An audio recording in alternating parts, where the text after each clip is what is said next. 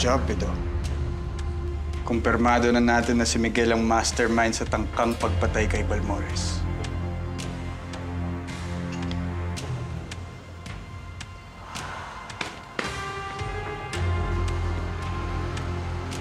May i-lead ka na ba kung sino yung middleman ni Miguel? Di pa ako binabalikan ni Bong yung kontak kong pulis. Yang taong yan ang mag-uugnay kay na Miguel at kay Atoy. Hanggat hindi sila kumakanta ni Atoy, wala tayong masasampang kaso laban kay Miguel. Madulas yung Atoy, Torny. 3 beses na tayo nalulusutan eh. Curious ako dito sa envelope na inabot ni Miguel sa middleman niya. Sino yung susunod na ipapatumba ni Miguel?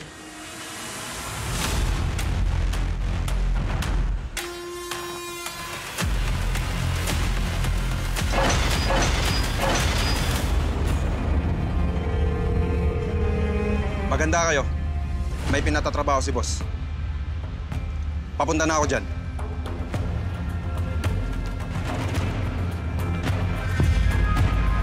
Carlo J. Caparas, lumuhod ka sa lupa. Simula June 24 na, weeknight 7:30 p.m. pagkatapos ng Frontline Pilipinas.